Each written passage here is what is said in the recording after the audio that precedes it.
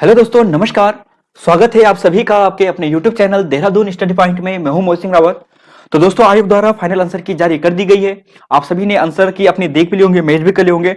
और बहुत से ऐसे स्टूडेंट थे जिनके पहले अच्छे नंबर आ रहे थे, लेकिन फाइनल आंसर के आने के बाद उनके नंबर काफी कम हो गए।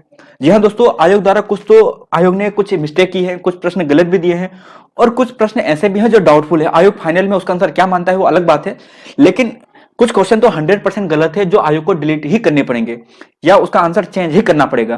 तो उन क्वेश्चनों को दोस्तों हम यहाँ पर डिस्कस करने वाले हैं। सबसे पहले हम 4 दिसंबर 2021 का जो पेपर था सेकंड शिफ्ट में वो डिस्कस करेंगे।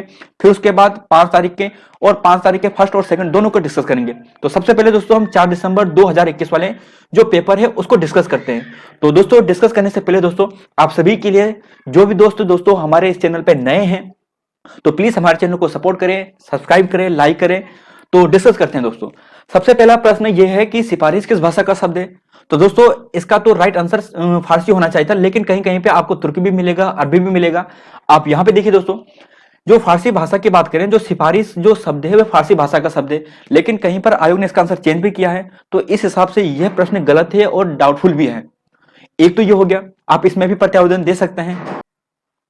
क्वेश्चन नंबर 30 है दोस्तों, जैसे कि 1927 में कांग्रेस का जो अधिवेशन हुआ था साइमन कमीशन के विरोध में, मद्रास में हुआ था 1927 में, इसकी अध्यक्षता किसने की थी। और आयोग ने जो इसका राइट आंसर माना है वो माना है डॉक्टर मोहम्मद अली अंसारी को।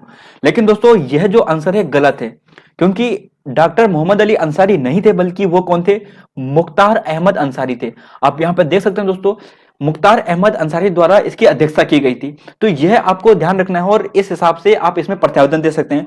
तो यह प्रश्न 100% डिलीट होने वाला है। तो क्वेश्चन नंबर 30 तो डिलीट होगा। अब क्वेश्चन नंबर 48 की बात करते हैं। क्वेश्चन नंबर 48 है दोस्तों कि जो एटकिंसन द्वारा हिमालय गजेटर जो बुक लिखी गई थी वो कब प्रकाशित की गई थी। तो वैसे तो सबसे पहले जो प्रकाशित की गई थी वो 1881 में की गई थी। आप इंटरनेट में सर्च कर सकते हैं, आपको आसानी से मिल जाएगा।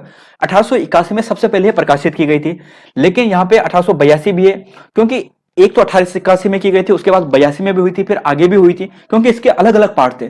लेकिन जो सबसे पहले प्रकाशित की गई थी वो 1881 थी। तो इस हिसाब से यह क्वेश्चन भी गलत है दोस्तों। ऐसे क्वेश्चन नंबर 94 है दोस्तों। क्वेश्चन नंबर 94 है कि टिहरी गढ़वाल में जो नवनिर्मित डोबरा चांठी की पुल की लंबाई कितनी थी। अब दोस्तों सभी जो स्टूडेंट थे जिन्होंने किताब से पढ़ाई की थी, सबने पढ़ा कि 725 के आसपास है, 725 के आसपास है, लेकिन आज तो सीधा किलोमीटर में निकल गया। तो यह तो गलत हो गया दोस्तों, क्योंकि आपने, अगर आप देखिए, एक तो पहले जो डोबरा चांठी पुल है वो एक सस्पेंशन टाइप ब्रिज है, और सस्पेंशन टाइप ब्रिज इतना लंबा तो हो भी नहीं सकता दोस्तों। 2 किलोमीटर के आसपास इतनी लंबाई तो सस्पेंशन ब्रिज की होनी भी नहीं चाहिए, क्योंकि काफी लंबा हो जाएगा और उसके टूटने के ज्यादा चांसेस बनते हैं। तो इस हिसाब से दोस्तों यह गलत है, लगभग 725 के आसपास इसका राइट होना चाहिए।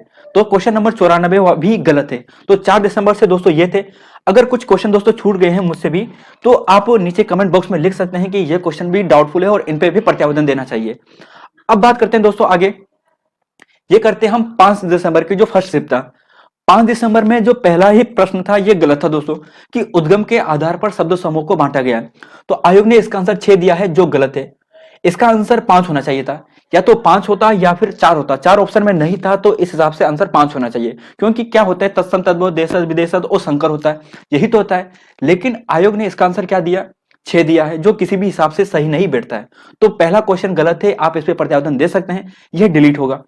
क्वेश्चन नंबर ये भी है दोस्तों, जो तुलसीदास की विनय पत्रिका है, आप सभी जानते हैं इसकी जो भाषा है वो ब्रज भाषा है, लेकिन आयोग ने अवधी भाषा मान रखा है, जो ये भी गलत है। तो इस पे भी प्रत्यावर्तन जाना चाहिए। क्वेश्चन नंबर यह है, जैसे यहां पे है कि शुद्ध वर्तनी का चयन करें। अब दोस्तों एक है दृष्टव्य, एक है द्रष्टव्य।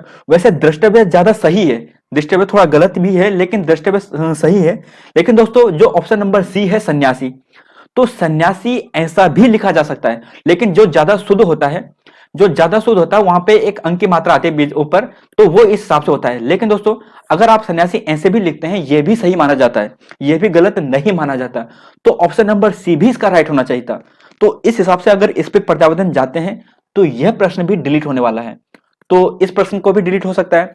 अब दोस्तों यहां पे चलते हैं, क्वेश्चन नंबर यहां पे ये था कि जो जनसंख्या से संबंधित जो जनसंख्या की अभिलेख जो उपलब्ध कराने का काम करता है, आयोग ने जो इसका आंसर दे रखा है, ये दे रखा है केंद्रीय सांख्यिकी संगठन CSO।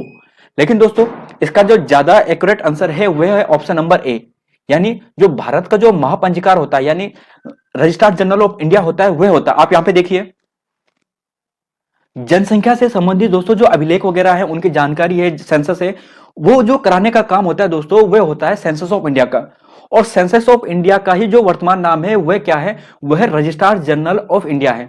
यानी पहले इन्हें सेंसस ऑफ इंडिया कहा जाता था, उसी का काम होता था जो जनसंख्या से रिलेटेड जो अभिलेख डाटा वगैरह जो भी है उन्हें प्रोवाइड कराना। लेकिन अब जो वर्तमान में है उसका नाम चेंज होकर रजिस्ट्रार जनरल ऑफ इंडिया हो चुका है। यानी सेंसस ऑफ जो कमिश्नर, सेंसस कमिश्नर कहलाता था, वो यहां तक कहलाता था, यानी शुरुआत में कहा जाता था, लेकिन अब उसे 1949 से या 1949 के बाद में रजिस्ट्रार जनरल ऑफ इंडिया के नाम से कहते हैं। तो इनका काम होता है सेंसस से संबंधित जो अभिलेख के डाटा वगैरह हैं उन्हें प्रोवाइड कराना, और सबसे बड़ी संस्था भी यही है।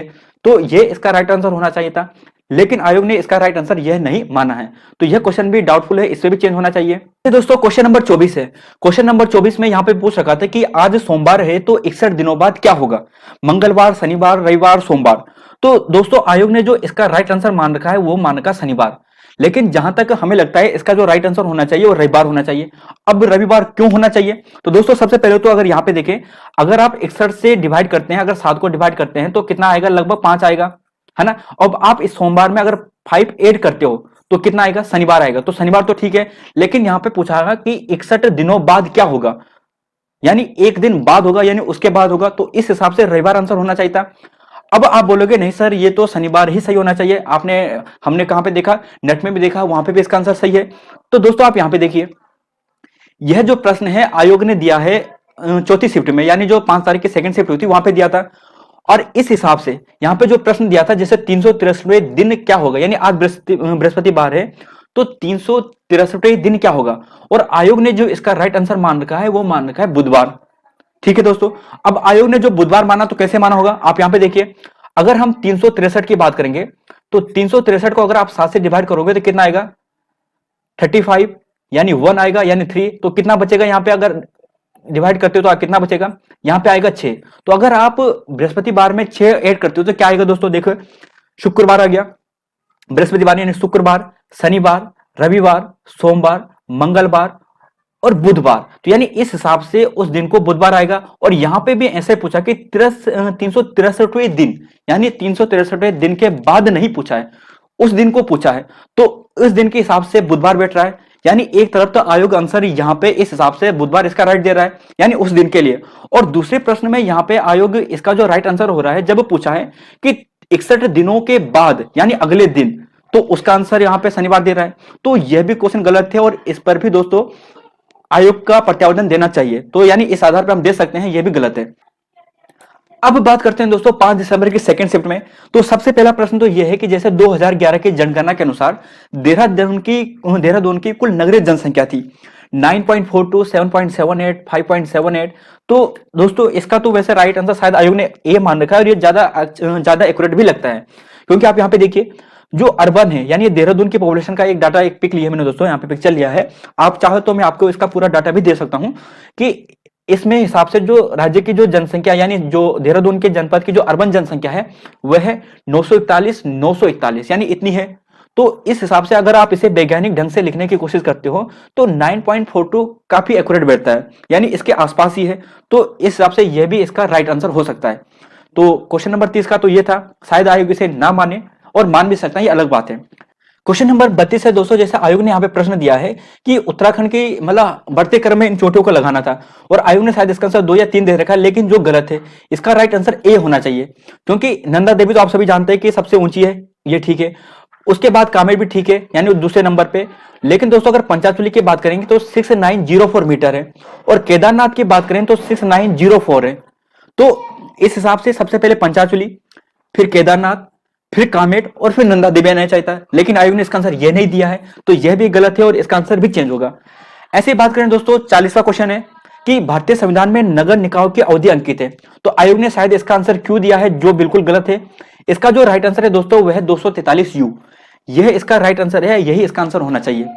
क्वेश्चन नंबर 67 है दोस्तों कि 19वें फिल्म फेस्टिवल अवार्ड का सर्वश्रेष्ठ अभिनेत्री का पुरस्कार किसने दिया। तो यह क्वेश्चन भी दोस्तों काफी डाउटफुल है, आप इसे भी देख सकते हैं।